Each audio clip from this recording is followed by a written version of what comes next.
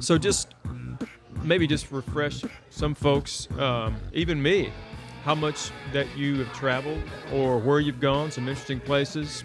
How much do you travel? I travel as much as I can.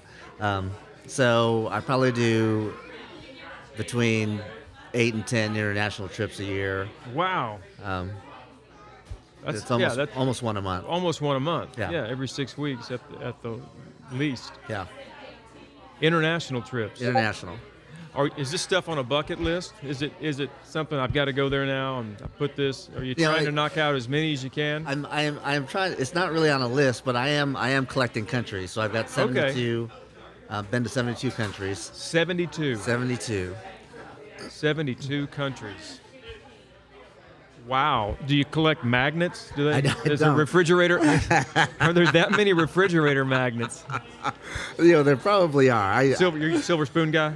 That's exactly. You know how plates. people collect The plates? little, plates along the Oh top yeah, of yeah. the wall. Yeah. What else are the things that people collect on their travel? Snow globes. Yes. Yeah.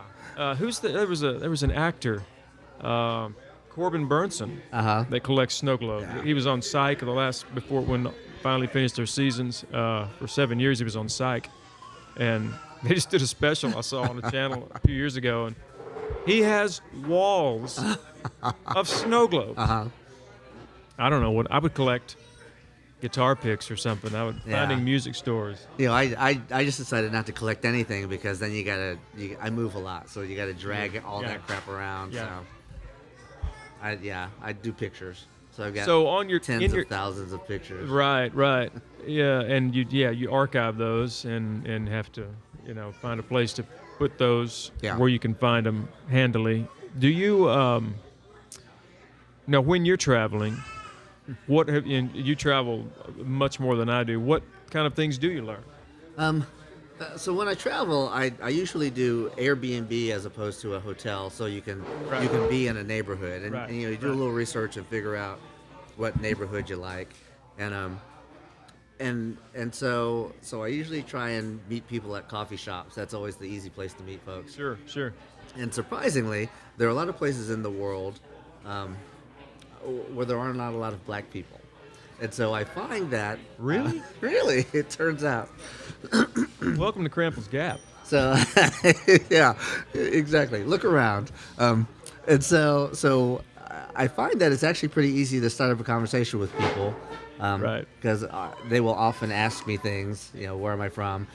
They don't normally guess the United States. Really? And so for a lot of the world, the United States they think of the United States as white people, and so they don't guess that for me at first.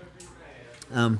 But the things you learn are sort of people are trying to live their lives just like we are in the U.S.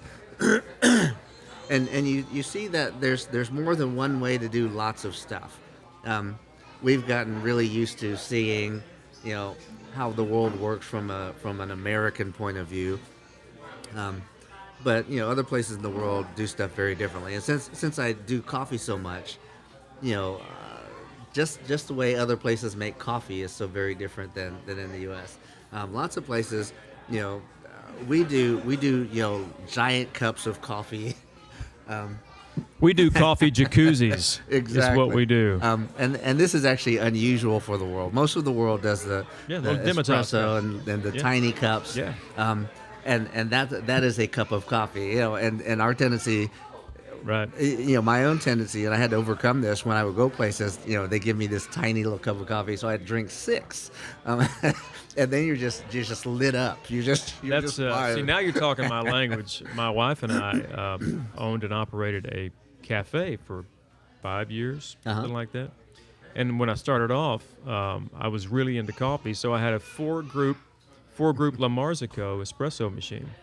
And it was one that came from Starbucks when they went to their super auto, push one button and grinds it. So they were getting rid of these espresso machines. The La Marzico is it weighs 300 pounds. And it has it takes a 50 amp circuit, 3,000 watt boiler, 2 of them. And but I roasted my own beans. I bought a small batch coffee roaster, and you could roast about 1.5 pounds at a time. So I learned a lot about coffee from just roasting it, letting it,